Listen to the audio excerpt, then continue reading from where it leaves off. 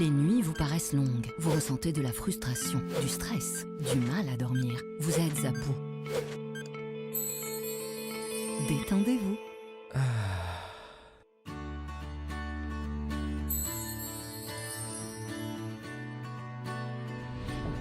Réduction du temps d'endormissement, diminution des réveils nocturnes, relaxation. Une bonne nuit, ce n'est plus un rêve. Ce produit est un complément alimentaire sans dépendance disponible en pharmacie. N'hésitez pas à demander conseil à votre pharmacien. Mérinal, notre priorité, la qualité.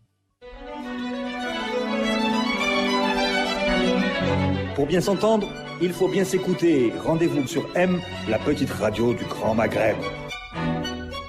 Amis auditeurs de Radio M, bonjour. Le Café Presse Politique est de retour ce mercredi avec 20 minutes de retard. Nous nous en excusons, l'actualité faisant que nous n'arrivons pas à démarrer à 6 heures. Il se passe toujours quelque chose. Il faut décortiquer les discours du chef d'état-major qui interviennent quasiment tous les mercredis, qui nous impose à chaque fois un décalage. Messieurs, bonjour.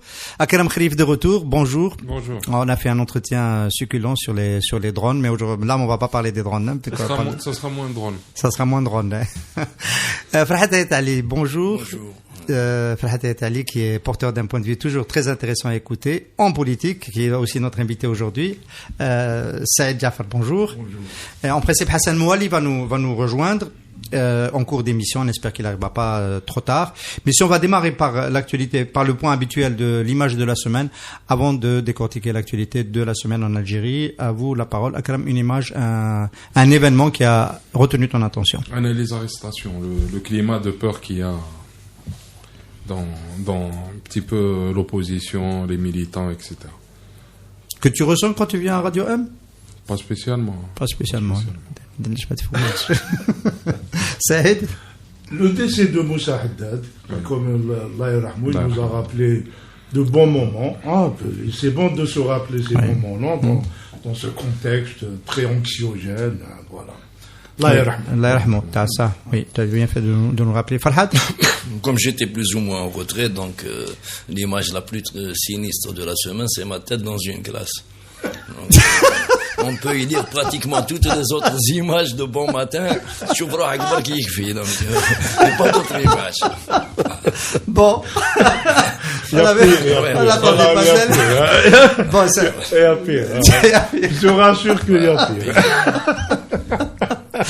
Très bien, c'est la première fois. On a eu droit à tout, on a même eu droit à un poème, à une chanson, on a eu droit à des images de la semaine de toutes sortes. Mais celle-là, c'est la première.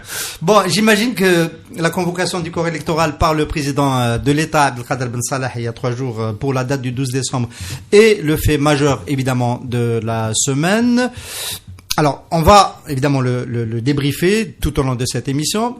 Je voulais d'abord avoir votre avis sur les instruments nouveaux qui sont intervenus depuis l'élection ratée du 4 juillet dernier, l'autorité d'organisation et de supervision de contrôle des élections, cette nouvelle autorité indépendante, j'aurais besoin de votre commentaire, et la nouvelle loi retouchée sur les élections électorales. D'abord, l'organisme d'autorité, comment vous l'avez vécu, suffisamment autonome dans sa composition, dans ses prérogatives, les dispositions légales qu'il comporte, une avancée comme le considèrent certains membres de la classe politique, ou est-ce que c'est un non-événement? Personnellement, pour moi, je recoupe ce que la dernière fois avait dit Saïd, parce qu'il avait levé un problème juridique qu'ils ont levé à temps, dans la précipitation, parce que le problème juridique consistait justement à faire passer la loi, à créer l'autorité avant d'annoncer, de faire appel au corps électoral.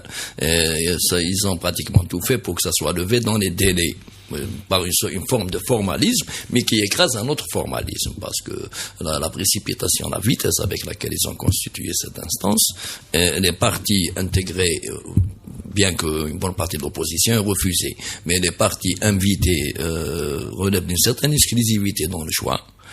Donc ça peut mettre un petit peu en doute la légitimité d'une telle instance, mais moi j'ai toujours dit que s'il se présentait un candidat qui tient la route, avec un programme qui tient la route, et qu'il arrive à convaincre le peuple, je dis bien le peuple, et quand je parle du peuple, je parle pas de la rue, je parle du peuple qui est dans la rue et à la maison, avec Bedoui, avec une armée de fraudeurs, avec des blindés derrière les boîtes, il passera. Parce que cette fois-ci, ils ne pourront pas face à un peuple qui a passé 7 mois dehors à la recherche d'une solution, ça semble peu évident que quelqu'un puisse faire passer de force un canasson qu'il a ramené de je ne sais pas où. On va parler de ça, c'est la stratégie de l'opposition, ça fera le menu du CPP forcément à un moment donné, peut-être dans la deuxième partie de l'émission, mais je voulais déjà un peu débriefer avec vous votre ressenti à l'annonce de cette commission, peut-être aussi un commentaire sur celui qui l'a préside, Mohamed Charfi, si vous avez un mot à dire là-dessus. Non, très peu de choses. Pour moi, c'est un complet non-événement et c'est même. Pourtant, il y a plein d'amis dans les 50 personnes qui composent la. Ah bon? Non. Société civile, c'est mon cas aussi, non, hein. Des gens de bonne famille, non? Oui, mais disons que tu leur fais pas confiance. Non, c'est pas ça. C'est l'utilité de la chose que je ne vois pas aujourd'hui. Hein. Donc, on n'est pas dans des conditions normales. On n'est pas dans un contexte qui permet à des membres d'une commission de faire du contrôle et d'appliquer les lois. On parle de 50 000 bureaux de vote en Algérie. Le chiffre est énorme. Donc, ce chiffre-là implique directement l'administration. Et pas une quelconque commission, aussi indépendante puisse-t-elle être. Donc, à partir de là, je comprends pas l'utilité aujourd'hui de cette instance. On va oublier juste quelques secondes, parce que je sais qu'on va y revenir tout de suite, le contexte politique. C'était quand même une revendication, c'est ça que je veux rappeler, du processus de Zeralda. D'enlever l'organisation à l'administration et de la donner à une commission indépendante sur le modèle très performant, il faut l'admettre, de l'ISI en Tunisie, qui est capable de dire, quelqu'un comme Nabil Khaloui, j'en profite pour dire qu'il est au deuxième tour de la présidentielle tunisienne, reste candidat en dépit du fait qu'il soit en prison. Est-ce que c'est pas quand même, question provocante, un acquis? Non, parce que la mise en place d'une telle commission s'insère dans un vrai climat politique d'ouverture, hein, sinon c'est comme le panel. Le panel, c'était au départ l'idée de créer un dialogue, de faire de la médiation. Ça s'est transformé en commission technique pour ramener les gens à l'élection. C'est strictement la même chose, parce que une élection présidentielle, ce n'est pas uniquement une commission, c'est un climat. Actuellement, il y a des militants qui se font arrêter, les médias sont complètement verrouillés, on est en plein discours de propagande. Je vois mal quel apport apporterait cette commission. En plus d'ailleurs, comme l'a dit Akram, au niveau local, ça va être les partis l'Aïsaba, comme ils disent. Hein. Ce sont les notabilités locales du FLN, du RND, etc., qui vont composer cette commission. C'est-à-dire, on n'est pas la préparation sérieuse de cette commission n'a pas été faite. Ça s'est fait manu militari. J'observe au passage que j'ai perdu mon pari, hein, que Ben Salah a annoncé la chose pour le 15 et même pas le 16. On me l'a reproché. Bon, j'avoue. Donc voilà. On n'est pas dans des conditions où cette commission aurait eu du sens. Là, elle n'a pas de sens. On a mis un ancien ministre qui était sous Bouteflika, tout ça, qui, même s'il se présente, il dit que je suis pas de l'Aïsaba, il fait partie totalement du régime. Il y a des gens à l'intérieur qui peuvent être respectables en soi, mais qui vont pas faire quelque chose de plus que la commission. Alors, la cartouche qui peut faire basculer l'opinion en faveur des élections, de guillemets, celle-là n'est pas suffisante, on est d'accord. Mohamed Charfi à la tête d'une commission, d'une autorité dont on est à peu près, on ressent qu'elle est quand même beaucoup liée à l'administration et à l'ancien système, enfin, ce qui est toujours en place. Le départ du gouvernement Bedoui, est-ce que c'est pas l'autre cartouche qui peut faire basculer avec peut-être la nomination de quelqu'un d'un peu plus accepté par le mouvement populaire? Il y a eu plus d'annonces de départ de Bedoui que d'annonces de décès de Bouteflika. Ouais. Mais ça, on sait que ça va arriver. Par contre, la mort de Bouteflika risque de ne jamais arriver. Ah ben là, c'est grave. Probablement. Mais je pense pas. C'est un package et je ne pense pas qu'aujourd'hui il soit dans une dynamique d'offrir quelque chose. Attendez, vous pensez qu'il va aller, enfin c'est Ahmed Gaïd Saleh va aller aux élections présidentielles avec le tandem avec les deux B. Pourquoi vous pensez cela? Ihsan, tu es en train de faire du wishful thinking. Tu penses réellement que ces gens-là sont en train de proposer une fausse démocratie aux Algériens? Ils ne proposent pas une fausse démocratie. Ils sont en train de proposer, je le disais tout à l'heure, un nouveau régime autoritaire et paternaliste. Voilà. Qui plaît à beaucoup d'Algériens. Il y a beaucoup d'Algériens qui aimeraient ça. Parce qu'ils ne savent pas, parce qu'ils ne connaissent pas, parce qu'ils n'ont pas vu ailleurs. Et ils sont en train de tout faire sur ça. Et donc il faut qu'on se batte sur cette idée-là. Pas sur des arguments démocratiques. Et il ne faut pas attendre des avancées démocratiques avec ces gens-là. Farhat, tu as le droit d'empêcher Hassan Mouali d'intervenir parce qu'il est arrivé en retard. En qualité de quoi? C'est pas parce qu'il est arrivé en retard qu'il a tout faux. Le dernier arrivé, il donne plus d'ordres que tous les autres depuis 62. C'est qui le dernier arrivé? Le chef d'état-major. Il a 7 mois. Il est là depuis un moment. Oui, mais en 7 mois, depuis un moment, je parle de 7 mois, où je le considère comme Kimangolo Raïs el-Fi'li, parce que là, pratiquement, quand un président de l'État, entre guillemets, auquel j'avais demandé d'assumer ses prérogatives, oublié au doigt et à l'œil, autant ne plus regarder de ce côté. C'est assez déplorable. Je vais pas faire une petite parenthèse en ce qui concerne le gouvernement Bedoui. Le gouvernement Bedoui, dans le cadre général actuel et dans le cadre du plan dont parlait Akram, parce qu'il y a un plan. هما يهضروا فيه في البراوات اللي يقراهم يقول لك عندنا استراتيجيه مخطط ils ont un plan. Bon, il vaut ce qu'il vaut. Moi, je le trouve foireux, dans l'absolu, mais bon, ceci dit, ils ont un plan, ce qui n'est pas le cas de la partie adverse. La partie adverse, on en parle qui n'a pas de plan. Par contre, Bedoui, pour d'autres considérations que politiques, la loi de finances, شكون راح يسوميها لو كان يروح Bedoui? Oui, la loi de finances, il faut bien la présenter. Oui, il y a le gouvernement qui est monté de toutes pièces en 48 heures, qui va se pointer à l'Assemblée avec une loi de Derouha des autres bien niqués, particulièrement l'actuel ministre des Finances. Donc, il va falloir aller jusqu'au bout, terminer l'exercice fiscal. C'est 15 jours. Non, mais il faut la présenter. Une fois présentée, il faut quand même, ça se discute. Il faut qu'elle soit promulguée. Alors, on a vu que pour les deux lois, ou les deux projets de loi, autorité et loi électorale, qui est loi organique, qui doit être validée par le Conseil constitutionnel, Conseil d'État, pardon, ça s'est fait à la vitesse de la lumière. Donc on peut imaginer aussi un scénario comme ça. C'est plus dangereux que ces trucs-là. Alors l'autorité, l'instance d'autorité n'a pas permis de rétablir la confiance des Algériens dans le processus électoral, de la partie des Algériens qui s'expriment dans la rue déjà, qui s'est exprimé mardi. Est-ce que, la même question à toi Hassan, le changement du gouvernement Bedoui est la dernière carte que peut utiliser Ahmed Gaïd Salah pour nous convaincre qu'il y a un changement, qu'on peut aller faire confiance à ce processus?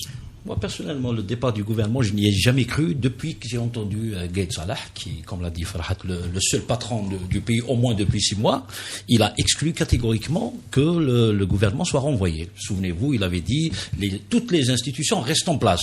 Il avait même, je crois, qualifié les auteurs de cette revendication de relais de l'Arisaba. Et d'où ça vient alors ces annonces à répétition? C'est peut-être des eaux qu'on voit aux médias comme ça pour les occuper, mais sinon, moi, personnellement, je n'y crois pas. La preuve, hier, on a eu le porte-parole du gouvernement, le ministre de la Communication, Hassan Rabhi, qui a exclu catégoriquement. Il a dit, ceux qui revendiquent le départ du gouvernement sont ingrats par rapport à toutes les réalisations que le gouvernement a fait depuis 6 mois. Donc, implicitement, il te dit, on est là. Et puis, il dit que nous ne sommes pas un gouvernement de gestion des affaires courantes, nous sommes un gouvernement de décision. Je crois que c'est des réponses. Et Hassan Al-Bihi, il s'est pas donné des libertés, il n'a pas pris des libertés pour dire ça. Il a été autorisé certainement à dire ça. Donc, je pense que le gouvernement Bedoui va rester parce que Gaïd Salah, il se sent suffisamment fort pour dicter sa loi, et jusqu'à présent, il réussit bien, on va dire entre guillemets, il réussit bien, il a fait passer tout ce qu'il voulait. Souvenez-vous, quand il avait convoqué implicitement le corps électoral, le 8 ou le 7 septembre, j'ai dit ici même que Ben Salah va s'exécuter le 15.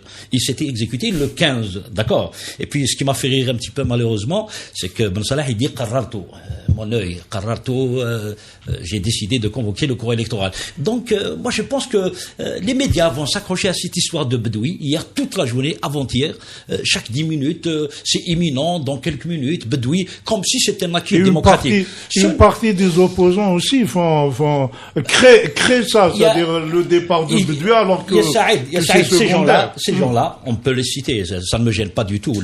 Ali Ben Flis qui est candidat potentiel, Makri qui est candidat potentiel, Hadouma, ils attendent que ça. C'est le seul petit filtre. Non, il n'a pas besoin d'un. Même si, là, à travers les dernières déclarations de Ali Ben Flis, on comprend qu'il a quasiment oublié Bedoui. Après avoir oublié Ben Salah, il va participer avec le gouvernement Bedoui. Ils vont se suffire de ça parce qu'ils voient en face, le Gaïd Salah est incassable. Droit dans ses bottes, on tient ses élections et avec Bedoui. Oui. Voilà. Alors, je voulais quand même, avant de lire l'horizon funèbre définitive du panel et de son président, Karim Younous, essayer d'expliquer un petit peu pourquoi finalement il a accepté de jouer ce rôle. Il était parti au départ un discours plus ou moins équilibré. Il avait contacté des gens de la société civile qui étaient des radicaux intéressants, et ensuite il en est arrivé à appliquer dans l'urgence, sortir 2 projets de loi, se mettre au garde à vous, etc. Il est rentré dans il a fait la base besoin. C'était prévu.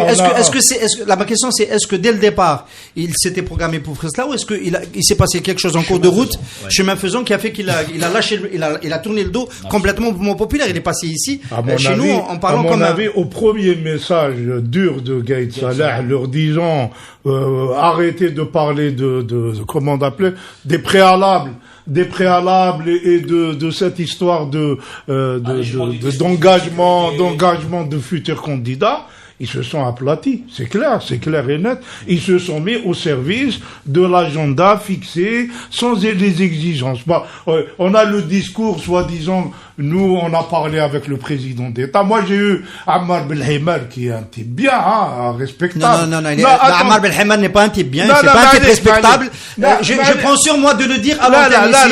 Quelqu'un qui tourne dans la il arrive à dire, non, je parle, c'est quelqu'un d'intelligent. Enfin, je me suis permis, c'est quelqu'un d'intelligent. Reconnais-lui ça. Oui. Et c'est quelqu'un d'intelligent qui arrive à dire l'autorité suprême. Nous avons parlé à l'autorité suprême qui a accepté les préalables, mais que le pouvoir a refusé. Donc tu arrives à quelqu'un d'intelligent qui te dit que l'autorité suprême n'est pas le pouvoir. C'est quelqu'un d'intelligent qui dit ça. Je précise à nos amis, j'ai pas l'habitude d'être aussi tranchant, à nos amis auditeurs. Je dis à Ammar Belhimar, qui était mon collègue, on a fait le MJ ensemble il y a tellement d'années. Je dis, c'est plus quelqu'un de bien, c'est plus quelqu'un de respectable, parce que c'est quelqu'un, il a voulu nous mettre dans la trahison en parlant de ceux qui sont pour la transition économique, sont sur un agenda étranger, celui des Américains en 2003. Il aurait pu se contenter de dire, en tant que membre du panel, on a rencontré plein de gens. Le point de vue majoritaire, ce sont les gens qui sont pour la présidentielle. Le point de vue minoritaire, ce sont les gens qui sont pour la transition. Il existe, mais c'est pas celui-là qu'on peut faire passer. Ça, à la limite, on aurait pu rester dans là. Alors, traiter les gens qui soutiennent la transition comme étant sur un agenda étranger, c'est un cachériste profond. De l'état profond, tout simplement, et il le prend dans la gueule et il se débrouille avec. On va pas rester dans le slogan, parce que tout le reste, ça fait 7 mois qu'on est en train de patiner dans les étiquettes et les étiquettes inverses. On n'avance pas d'1 millimètre sur le front de la construction d'un état de droit, d'une république démocratique et populaire. Et je vais d'ailleurs aller à novembre, parce qu'en 4 novembre, pour dire que justement la déclaration de novembre qui s'est faite sous les cimes du Jurjura, elle parlait d'une république démocratique et sociale.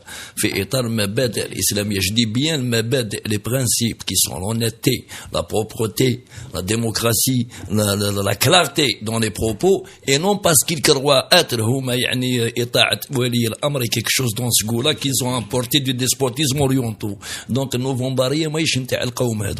ces gens-là, ils sont accaparés quelque chose qui ne leur appartient pas, ni historiquement, ni moralement, ni politiquement. Ça appartient à tous les Algériens. Mais maintenant, si on doit reclasser à qui ça appartient, la plupart des gens qui se réclament de ce slogan ne le valent pas. Il y en a même qui étaient de l'autre côté de la barrière. Alors, messieurs, qu'on soit d'accord. J'ai essayé de solliciter auprès de vous les possibilités de donner quelque chose au mouvement populaire qui soit de l'ordre de la confiance. On a parlé de cette autorité, on a parlé de département gouvernement budget. Vous êtes plus ou moins d'accord pour dire que il faut pas s'attendre à quoi que ce soit de ce côté-là. Qu'est-ce qui reste? Il reste les menaces. On est mercredi, on a encore eu aujourd'hui du chef d'état-major qui nous a harangué à travers l'écran, donc à partir d'une caserne. Jusqu'où peut aller Ahmed Gaïd Saleh pour nous faire peur, pour nous faire entrer dans le rang et pour nous faire élire coûte que coûte? Jusqu'où? Il faudrait qu'il le sache lui-même. Haja Loula, il a encore un coup à jouer qu'on ne comprend pas, hein, que beaucoup ne vont pas comprendre, mais qui est important. C'est celui du procès. Du 23. Le procès est très très important. On peut citer qui est concerné par le 23. Saïd Bouteflika, Tartag, Toufiq.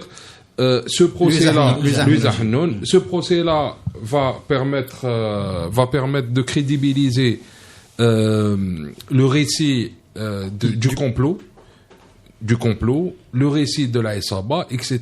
Et donc, dans l'esprit de cette personne, est un argument politique valable pour ces troupes. Ces troupes populaires. Ses soutiens, exactement. Donc, il va utiliser ça. Entre-temps, il va renforcer. On l'a vu aujourd'hui. Il y a eu la menace et même une menace de passage à l'action contre les gens qui vont essayer de venir à Alger vendredi, comme si le Hirak vient d'ailleurs et que dans d'autres villes le Hirak n'existe pas et qu'il n'y a pas d'Algériens qui manifestent. Les Algériens manifestent depuis 7 mois dans au moins 40 wilayas. Donc c'est quelque chose qui est visible et tangible. Et je pense qu'après le procès, et s'ils veulent obtenir des résultats, une élection, ils ne toléreront pas une élection avec un Hirak. Ils ne vont pas tolérer une élection avec des vendredis où il y a des dizaines, des centaines, des millions d'Algériens dans la rue. Et donc à un moment, ils vont devoir passer à l'action. Ils vont retarder cette option au maximum, mais ils passeront à l'action. C'est-à-dire, ils vont disperser le Hirak.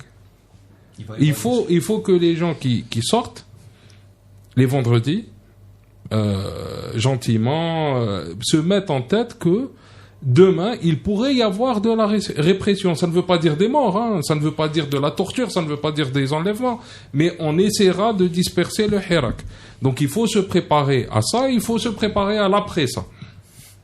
C'est très important. Donc, il n'y a pas d'option politique d'ouverture. Le procès, vous pensez, messieurs, que le procès peut rendre l'issue de l'élection plus acceptable?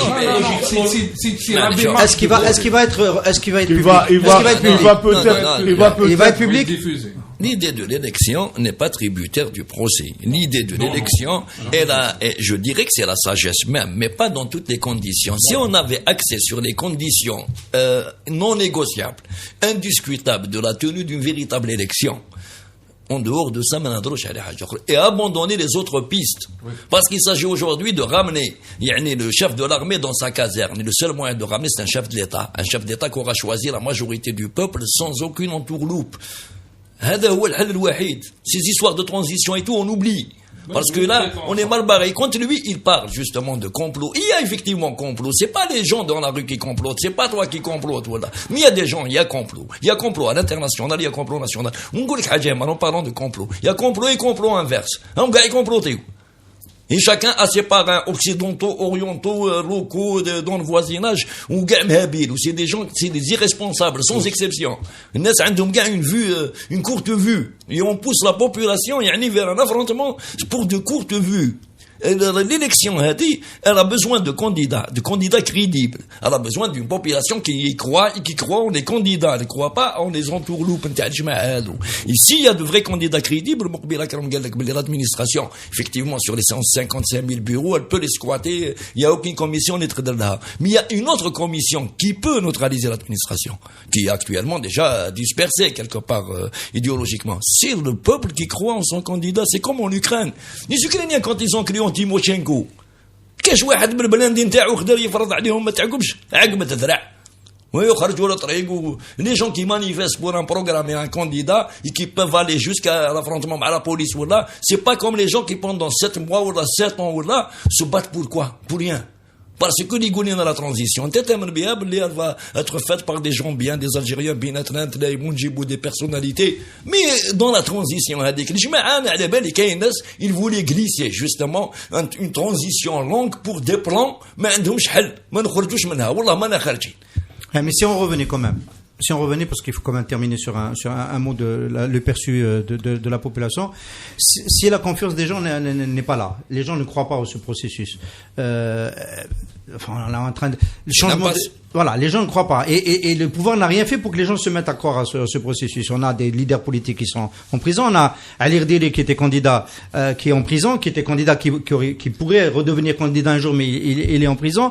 On a des Karim Tabou qui est en prison. On a des dirigeants, des animateurs du mouvement politique. C'est encore plus difficile de croire à un processus électoral aujourd'hui qu'au mois d'avril. Le pouvoir ne veut pas d'élection. C'est ma thèse, et je la maintiens. Le Kharim qui veut la transition ne veut pas d'élection. Ils vont arriver à des impasses, ils vont négocier, ils vont يتفاهموا كيما بكري قال شويه ليك شويه ليا وحشم شويه وهذا ما كان. Voilà, entre deux nuisances. هذا ما كان, c'est la population de trancher par un vote. Moi je suis pour la transition, je suis Ça n'a rien à voir انت على بالك علاش يسمونا المبردعين justement parce que كاين la plupart تبردعوا ما فاقوش effectivement. Voilà. On va parler de la stratégie de l'opposition et de ce renversement que propose moi, je pense, du par candidat. définition, on ne peut pas faire le procès de tout le monde, tout le Hirak, leur dire qu'ils refusent l'élection présidentielle. Ce n'est pas qu'on refuse l'élection présidentielle, mais ou toute autre élection d'ailleurs. Ou toute élection, le retour au processus électoral. Mais c'est vrai que les conditions actuelles ne permettent pas le libre choix du peuple. Mais il se trouve que Gaït Salah, le commandement de l'armée, veut nous imposer une élection et tout laisse croire qu'ils veulent imposer quelqu'un ou quelqu'une en tout cas, mais tout le monde a compris. Ils sont même qu'ils ont pris la décision d'y aller avec les mêmes taux factices. Voilà, c'est-à-dire les 15% en général, les votes qui se faisaient, il y avait du vote. Ouais. Ça tournait autour de 15-20% qui gonflaient. Je pense qu'ils sont dans ça. C'est-à-dire, on s'en fiche que les Algériens ne participent pas. On va faire. Et ils auront peut-être Madame Benabou pour dire que il suffit que quelques-uns votent, pour que ça soit valide et ça passera. Voilà. Jafar a décidé de m'énerver. T'écoutes aujourd'hui avec les noms qu'il évoque, oui. Il y a la Tunisie déjà, l'élection démocratique. Je te rappelle. Mais on cite l'exemple tunisien comme un bon exemple. Et il se trouve que le premier tour c'était 45%. Donc demain ils vont te dire 22% pour l'Algérie avec 7 ans de Hirak et tout ça, c'est magnifique. 22%. Bien sûr. 7 mois. Donc, mais j'ai juste envie de dire que l'élection présidentielle en elle-même, dans de bonnes conditions, tous les Algériens vont souscrire. Il n'y a pas de souci. Mais Gaït Salah, il veut nous l'imposer dans des conditions draconiennes. Alors, quand tu lances des arrestations contre les responsables politiques, des animateurs du Hirak et tout ça, je suis désolé, voilà, le complot, à chaque fois il te dit on va citer des noms. Cite-nous des noms. S'il y a un complot contre notre pays, je pense que tous les Algériens, chaque Algérien qui se respecte, il va se dire basta, bon, s'il y a un complot, on va attaquer ces comploteurs. Mais nous, on voit pas, à l'échelle lambda, le citoyen lambda, il ne voit pas la couleur de ce complot. Le complot, c'est un complot contre le choix du peuple et contre le... Alors, on va... Un complot n'implique pas qu'il faille rester avec ce régime. Avec ce régime. On est contre le complot. On est pour que les gens qui ont comploté aillent en prison et passer à un nouveau régime. Passer à la démocratie. Voilà. Il faut rappeler que si on décide que cette élection est porteuse d'un changement de régime, il faut une participation substantielle et sérieuse et forte des Algériens. Si c'est avec les 10%, 15% de clientèle... La participation, comme l'abstention, elle est tributaire des candidats, pas de On va parler des candidats. Les 85% les mécanouchis jouent. Mais chez les jeunes, Parce qu'ils ne voyaient pas dans Fassar'oufa l'Okhra quelque chose d'intéressant. Voilà. Mais quand On va parler des candidats en deuxième partie du Café Presse Politique et peut-être de la candidature d'Ahmed Gaïd Saleh. Peut-être que lui-même sera candidat pour mettre du piquant dans cette élection. Ah non, dans une élection. Il peut raccourcir avec un char. Non, mais il faut passer par la Constitution dit qu'il faut passer par les urnes quand même. Messieurs, dans les urnes électorales. Couper, il faut couper, c'est bon, on a terminé.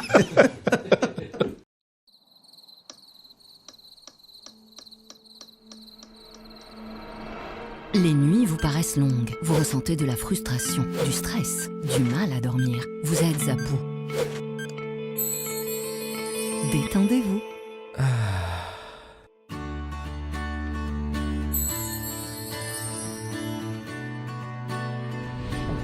Réduction du temps d'endormissement, diminution des réveils nocturnes, relaxation. Une bonne nuit, ce n'est plus un rêve. Ce produit est un complément alimentaire sans dépendance disponible en pharmacie. N'hésitez pas à demander conseil à votre pharmacien. Mérinal, notre priorité, la qualité.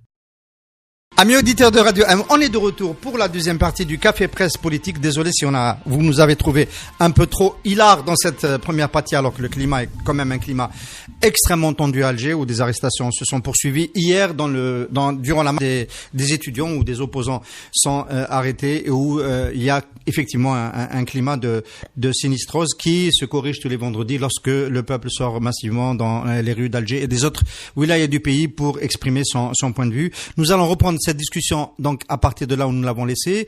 On a essayé de comprendre un peu la logique de ce passage en force électorale. Messieurs, Farhat Aït Ali a dit durant cette première partie qu'il pensait que Ahmed Gaïd Saleh ne croit pas aux élections, il n'a pas envie d'élections. Il a quand même insisté pour qu'elle se tienne. Il fait tout, entre guillemets, pour enlever tout ce qui gêne la tenue de cette élection-là. Mais d'autres personnes disent il voudrait pas mettre quelqu'un au-dessus de lui comme président, parce que c'est ce quelqu'un, là aussi on l'a dit en première partie d'émission, qui peut l'enlever en tant que vice-ministre de la Défense et en tant que chef d'état-major. Conséquence, est-ce que Ahmed Gaïd Saleh se prépare peut-être à être lui-même candidat? C'est ce qui lui permettrait de faire face à toutes ces phobies. Je dirige la question à Akram Khrili. Je pense, il y a quelques mois, quelques années, on me posait cette question ici même. Et je répondais à chaque fois non, impossible. Aujourd'hui, je pense que dans la logique antidémocratique de ce système, le chef d'état-major se retrouve devant trois choix. Premier choix, c'est de saboter les élections. On est peut-être parti pour, Farhat le disait, pour perdurer au maximum. Le deuxième, c'est d'installer une personnalité politique comme président. Et là, cette personnalité politique, à mon avis, pour calmer les gens, surtout si le Hirak se poursuit, sera obligé de recourir à un agneau sacrificiel. Et quel agneau? Et la troisième option, c'est qu'il y aille lui-même.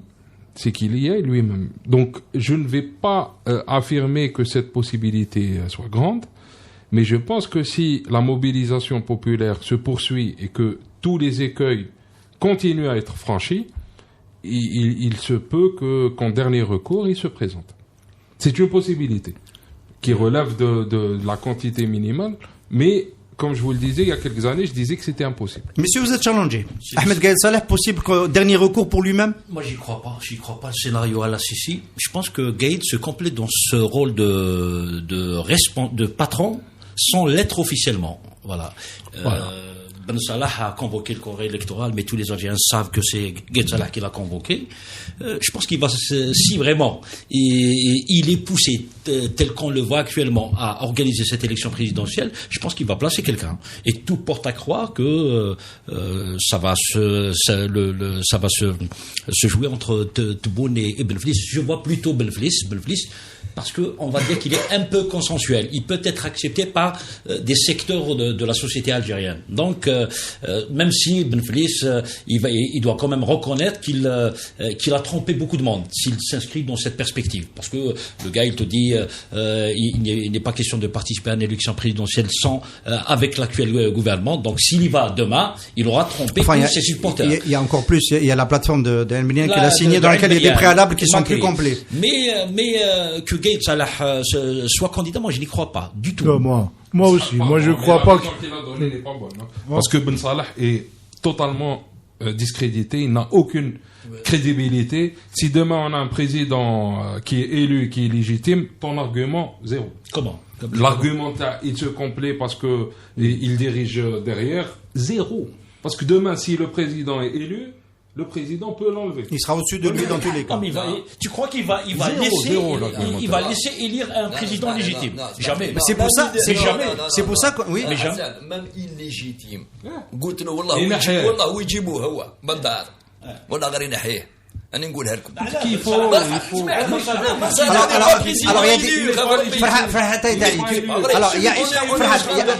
s'il te plaît, il y a des commentaires qui nous disent, parce qu'il y a des gens qui nous suivent dans la diaspora, etc. Tout le monde ne comprend pas complètement ce que tu viens de dire, c'est important.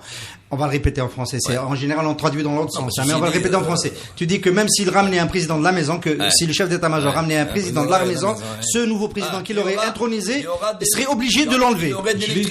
C'est le seul moyen de se légitimer, si ce n'est pas au national, à l'international. Personne n'acceptera de traiter quoi que ce soit avec un président. Ils s'en fichent de la légitimité, j'ai même 2% de voix. Mais avec un président, derrière lesquels est caché quelqu'un qui lui fait des discours. Moi, le Kazerna, je ne connais pas un pays respectable qui va discuter. Mais actuellement, je connais Ben Salah. Qui discute avec Ben Salah? Qui va traiter avec nous des affaires économiques? Karim Younes, ce n'est pas à l'international. Karim Younes, si on tombe en faillite, c'est pas lui qui va nous prêter. Il va venir encore nous piquer. Donc, il fait pas partie des gens qui décident au niveau planétaire. Aujourd'hui, et donc, il va pas se présenter, il ne va pas essayer de placer quelqu'un de vraiment illégitime. Donc, il va essayer de trouver un cahier de charge. Non, ça l'a saboté provisoirement parce qu'ils sont en train de faire des rallonges de 3 mois. Rallonges qui arrangent aussi la partie adverse, qui elle n'a pas trouvé. Qui n'a pas trouvé de solution en 7 mois et qui aimerait bien les mettre dans une position intenable pour qu'ils les obligent à négocier un modus vivendi comme celui de 93. Quelque chose il leur manque un bon lièvre pour traverser le gué. Pourquoi pas comme celui du Soudan? Pourquoi aujourd'hui? Celui du Soudan, c'est une calamité. Celui du Soudan, on dirait pas que l'opposition aujourd'hui a le droit légitime de revendiquer une négociation. Elle est où cette opposition? Ça fait 30 ans qu'elle traîne avec ce régime, moyennant des prébendes et des privilèges. Les Algériens ne croient pas qu'il existe une opposition. S'il existe une opposition, elle est dans la société, parmi les jeunes et les vieux qui ne sont pas visibles, et des gens qui sont capables de faire avancer l'Algérie. Maintenant, ce qu'on appelle les apparatchiks de la classe politique, et pas classe politique algérienne, si la population y croyait, sans en désigner aucun. Les gens, ils sont dans la rue, ils ne reconnaissent pas le régime tel qu'il se présente en casquette, mais ils n'ont pas trouvé de leader parce qu'ils ne les considèrent pas comme des leaders. Ça, candidature ou pas de Ahmed Gaïd Salah? Est-ce que deuxième question, est-ce qu'il a quelqu'un? En fait, c'est son dilemme, parce que il sait que s'il est candidat, ça va pas passer. Hein, c'est comme disait. Est-ce que c'est si vrai que ça? Est-ce qu'il n'y a pas en Algérie des Algériens qui souhaiteraient que ce soit lui? Oui. Non, il doit y en avoir. On les voit sur les réseaux sociaux. Ça existe. Hein. C'est pas que du Doubab. Non, bien sûr, et pas que des Doubab. Il y a des gens qui continuent de dire que l'État c'est l'armée. Hein.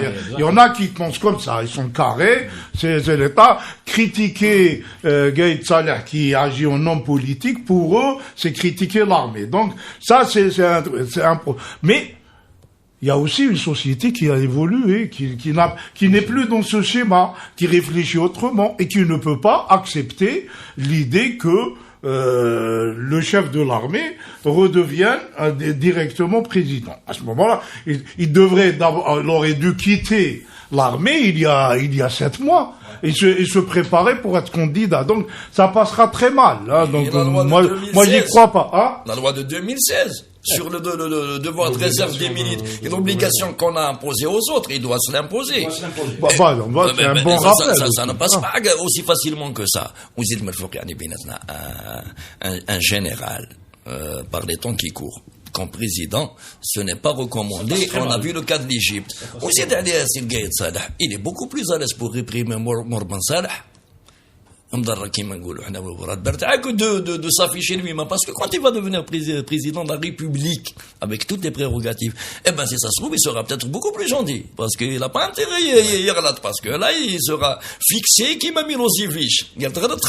Mais maintenant, Maintenant, il n'a pas de statut. Donc, ce statut-là actuel lui permet d'avancer à grande enjambée, ce qu'il croit être son plan, beaucoup plus que s'il se retrouvait vraiment radié où il serait piégé. Il ne s'expose pas. Voilà. Mais en même temps, il peut pas continuer sans la devanture civile, comme on appelle.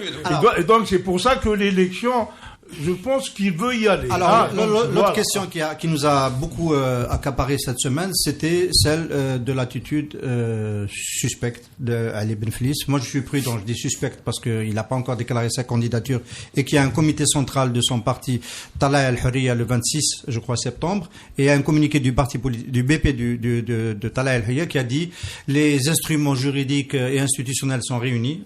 L'autorité était un instrument qui permet de faire avancer les choses. L'horizon s'éclaircit. Ça, c'était l'autre semaine. Et en même temps, il manque toutes les conditions politiques. Alors, messieurs, question directe. Est-ce que vous pensez qu'il y a un deal qui fait qu'aujourd'hui, Ali Benflis pense pouvoir aller aux élections contre le Hirak? Je vais te dire, je ne suis pas sûr qu'il y a un deal. Mais il y a une envie très forte de la part de Ali Benflis d'être président. Ça, c'est en train de submerger la réflexion de Talaa al-Hurriya. C'est tellement envahissant que dans leur même dans ses partisans, quand on les voit sur les réseaux sociaux, et ça fait très longtemps qu'ils ont abandonné le Hirak, ils sont dans le discours de Gaïd, en train d'incriminer, de faire du complotisme, de dire, donc là, il y a une telle envie d'être président qu'ils n'ont pas besoin, au niveau du pouvoir, de dealer avec lui. Et c'est peut-être là, la plus inquiétante, c'est que il risque d'être aussi une troisième fois un lièvre, parce que s'il se met candidat, lui, il va attirer d'autres candidatures. Ça va être sa fonction, il va réussir probablement, parce que s'il est candidat, le MSP a choisi le même jour pour se réunir. Le 27. Le jour d'après. Le jour d'après. Voilà, il a choisi le jour d'après. Le communiqué du MSP est beaucoup plus réservé. Ouais. Même si mais c'est beaucoup plus réservé. C'est du 50-50. Ça vient le 27, c'est-à-dire le lendemain, si Benflis annonce le 26, le 27, le MSP va suivre. Voilà. Moi, je dirais tout simplement que Benflis est partant, quoi qu'il arrive. Je ne parle même pas de Talaa al-Hurriya, qui est un parti fantomatique. Qu'est-ce qu'il pèse comme parti? Mais parfois, d'ailleurs, dans les communiqués, c'est signé Ali Benflis. Même pas Talaa al-Hurriya. Il est supra-parti. Donc, moi, je pense que, qui m'a dit Saïd, pas forcément qu'il y a un deal entre Gaïd Salah et Khalou, tu te prépares ou là. Si lui, c'est une offre de service, Ali Benflis. Pour lui, il est légitime. 2004, candidat. 2014, candidat. Là, c'est mon heure est arrivée. Il pense comme ça. Le gars, il se dit que c'est comme Yahya. C'est la rencontre de l'homme avec son destin. Pour l'information, il y a une délégation qui a demandé à le voir de la société civile dont je fais partie, de responsables politiques de l'autre pôle. Et n'a pas accepté. Et pour le moment, on a du mal. D'habitude, on accède plus facilement Ali Benflis. Et là, on a même Rahabi nous a pas encore obtenu un rendez-vous avec lui pour essayer de comprendre quelle est sa logique. C'est une information. Je referme la parenthèse. Il se met déjà dans la posture d'un présidentiable, d'un potentiel président, pas candidat. Donc Benflis, moi, je me fais pas d'illusions. Il sera partant et peut-être même vainqueur, comme le dit Saïd Jafar. Ça, c'est un autre débat. On a des CPP, on a d'autres CPP pour en parler. On a d'autres CPP pour en parler. On parle des conditions. Non. On parle des conditions. C'est un vainqueur dans les conditions qui sont les. Hassan, on cherche à savoir qui va être candidat, pas qui va être président pour le moment. Je n'ai pas compris, mais je vais faire une remarque. Candidat contre le Hirak. Le Hirak n'est pas une entité politique. Il y a des gens qui sont pour les élections, et si ça se trouve, il y a des gens qui aimeraient bien voter Benflis. Moi, je ne voterai jamais Benflis, parce que pour moi, c'est un apparatchik du système. Au même titre que toute la classe politique, je l'ai dit, tout parti confondu. Donc, ces gens-là, on les connaît, c'est bon. Même s'il y a des Algériens qui veulent voter Benflis, ils ne se présentent pas contre le Hirak, ils se présentent pour ses ambitions politiques personnelles. Maintenant, s'il a quelque chose à apporter, un plus à apporter à ce pays, marhaba, on le saura. Non, il n'y a pas instrumentalisé. Le Hirak a été chevauché par tous les courants. Ce qui unit le Hirak, c'est l'exigence de conditions correctes d'une élection. C'est ça. ما كاينش الفوت مع العصابة. C'est le mot d'ordre clé de la. Déjà, كلمة عصابة هذه, je regrette de l'avoir prononcé en 2015 في المغاربية. Mais quand j'ai parlé de عصابة, je n'ai pas parlé d'une sorte de Kinder Surprise dans lequel on fout n'importe quoi. اللي ما عجبكش تكون في العصابة واللي Ça ne tient pas la route. Pour moi, c'est une logique. Et cette logique-là, ceux qui veulent chevaucher le Hirak dans la rue, au nom d'une opposition factice, c'est des fois sans aucun parti. Je suis dans l'obligation de te poser la question, toi qui n'as pas peur d'être précis. Oui. Tu parles de ce Shkoun, qui c'est qui cherche à chevaucher? Tout le monde a chevauché. Non, pas tout le monde. Cite-moi un parti, une organisation, je vais dire une chose. Les leaders ou la fameuse convention démocratique, enfin démocratique entre guillemets, déjà contre l'alternative démocratique. Une alternative démocratique, je suis pour la démocratie globalement, qui intègre tout le monde, globalement, les 43 millions d'Algériens. Là, quand on se dit alternative démocratique, ça veut dire que toutes les autres alternatives ne le sont pas. Et quand j'ai lu dedans, qu'est-ce que je trouve? Je trouve des trucs qui ne sont pas à l'ordre du jour. Face à un projet de dictature où l'égalité de hommes-femmes. Je crois qu'on est contre. On n'est pas contre. Tu vas te faire étriper. Tu vas te faire étriper par ton ami Amir Abouraoui, mais c'est pas grave. Là, en disant ça. Est-ce que ces gens-là ont instrumentalisé? Il y a des gens qui étaient déjà dans Mouatana. Qui étaient dans Mouatana auparavant, donc qui appelaient contre le 5e mandat. Quelqu'un qui me dit, le peuple, il disait, le peuple veut une transition. Le peuple veut une constituante. Où est-ce que le peuple n'a? Tu veux. Moi, je veux. Tu as le droit de tout demander. Tu as le droit de dire, oui, moi, je veux une constituante. Moi, je veux même un coup d'État. En tant qu'Algérien, tu es dans ton pays au même titre que moi. Le peuple, ce n'est pas toi. Ni l'armée n'a le droit de dire le peuple, parce qu'elle doit défendre le peuple, protéger le peuple et pas parler en son nom, ni encore moins d'illustres inconnus qui sont tous devenus des peuples, ni de la guerre, que le peuple. Alors, on va terminer sur cette idée, si tu permets, je peux la poser à toi la question. On l'a évoqué un peu tout à l'heure, on a effleuré. Est-ce que si le processus électoral s'arrive, il paraît impossible de le bloquer. Moi, je pense qu'il risque d'être bloqué par le mouvement populaire. Je le pense toujours, même si on échoue à, entre guillemets, à empêcher une candidature de Ali Bouflis, que suivrait une candidature de Abdelrazak Mokari. Changer de stratégie, ça a été évoqué déjà. Et devant le fait accompli, passer à l'autre solution, un candidat de l'opposition qui gagnerait dans tous les cas parce que le peuple veut d'abord et avant tout en finir avec ce régime.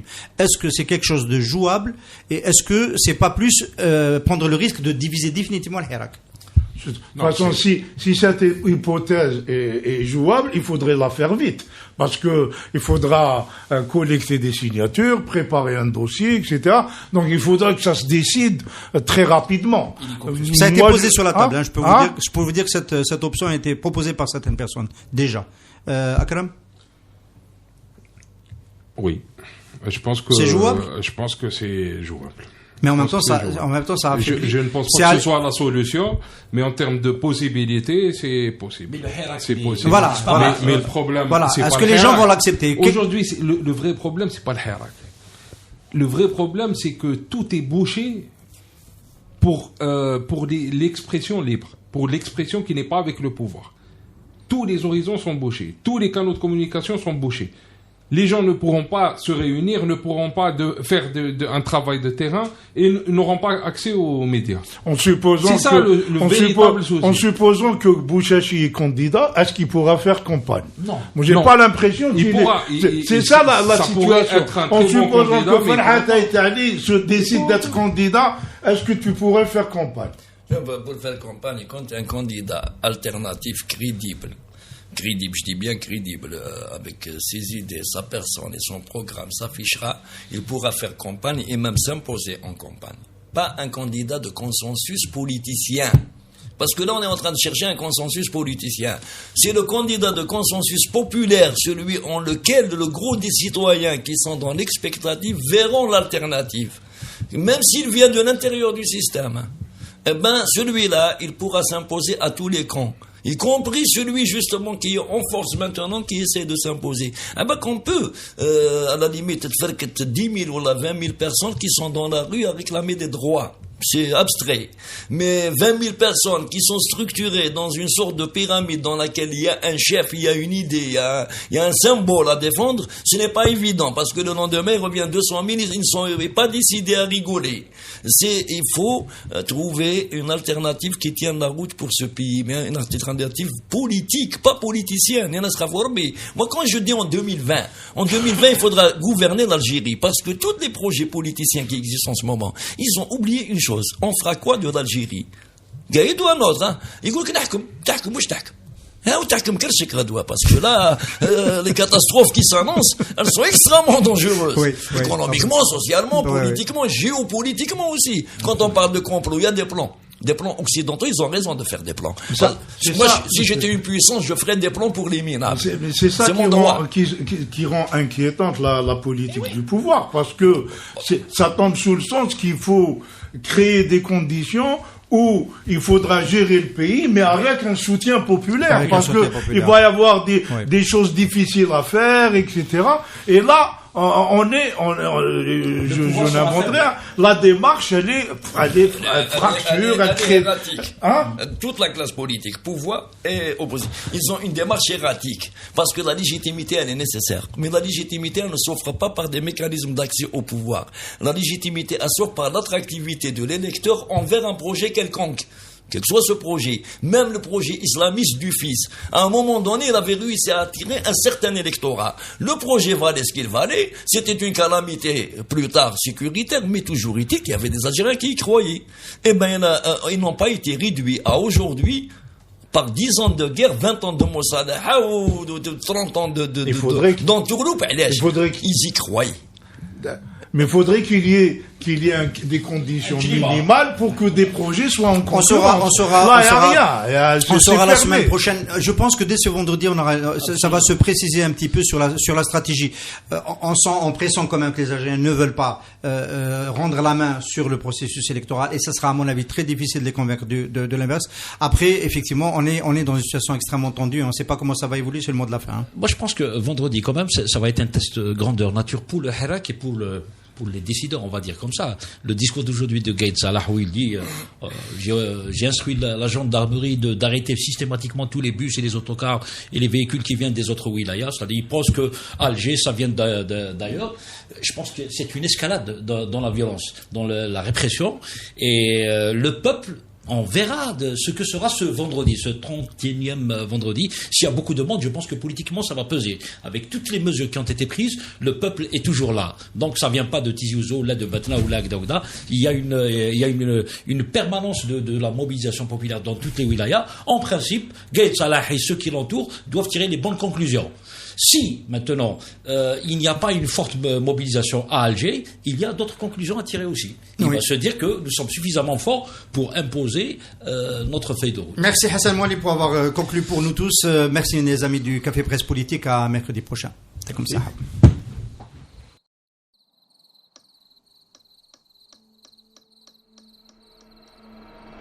Les nuits vous paraissent longues, vous ressentez de la frustration, du stress, du mal à dormir, vous êtes à bout. Détendez-vous.